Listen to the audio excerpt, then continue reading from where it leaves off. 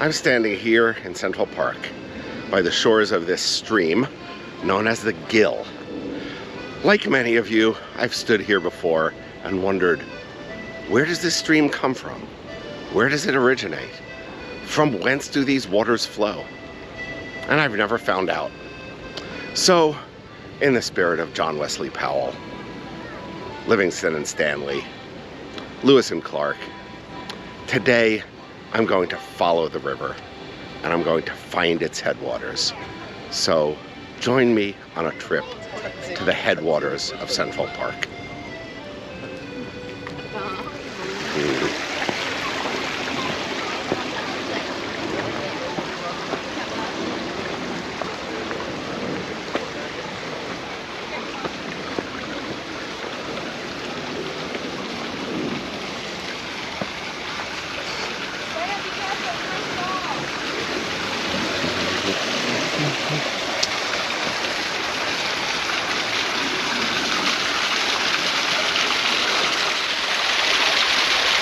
The first step will be to scale this mighty waterfall that has stopped many explorers in the past. It stopped me in the past, but not today.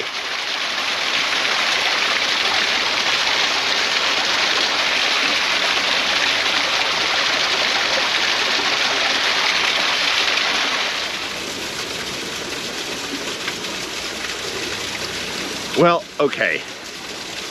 Maybe it's better to go around. There's got to be a way.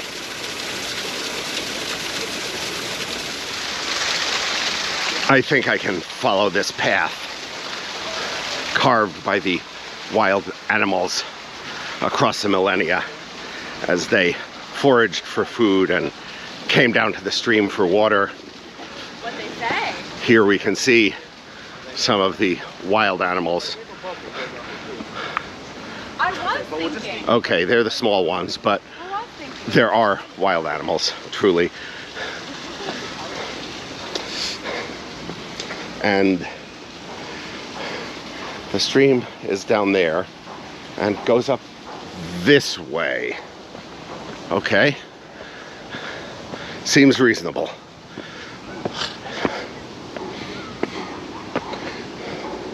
Will we lose track of the stream heading in this direction? I think we will. It goes there. Have to backtrack. Many explorers have had to do this.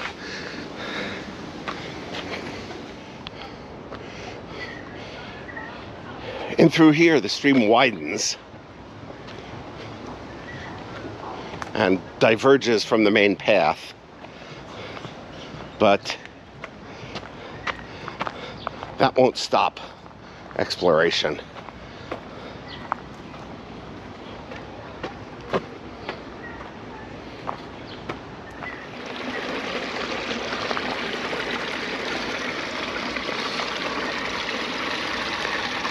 It's pretty shocking when you see how millennia of erosion have created just these perfect channels for the water to flow through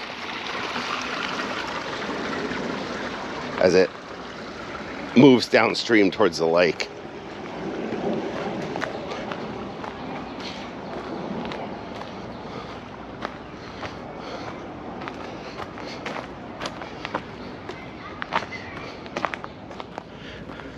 It is quite nice in here, but surely dangerous. I'm not even sure how we get out. There's a squirrel in my way.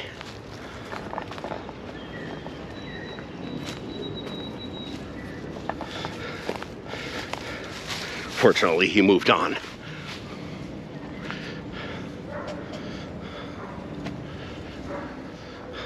Had a brief conversation with another explorer. He was more interested in the local bird wildlife and has no idea about the origins of this stream. So I'll continue on. Stream right next to me.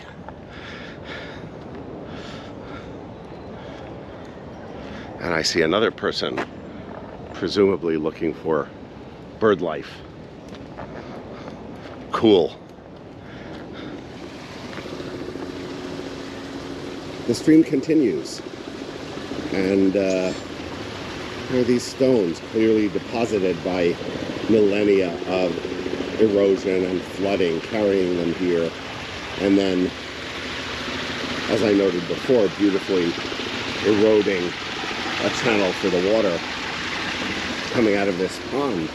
And I can't really see where the stream continues beyond this pond. And we are reaching a high point. And I hear some water flowing. There's another bird. The water is flowing from within these rocks.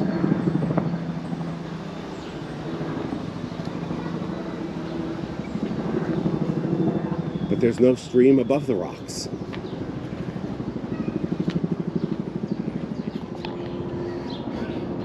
I'm continuing to circle the pool that seems to represent the top of this stream. I'm somewhat shocked that we've been unable to locate the source. But it does appear to be in here somewhere. And I see some, what looks like poison oak, so I'm not sure I want to go in there.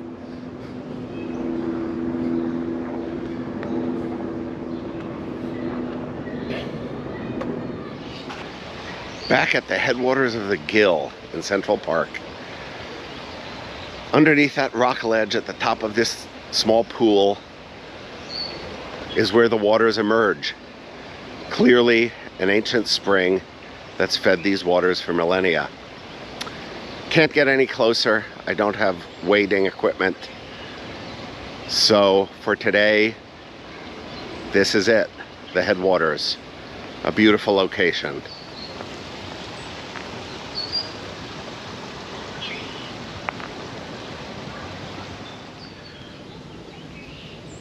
Okay, enough of that. It was fun. For those of you who are not aware, the Gill, which is right behind me here, is an artificial waterway in Central Park.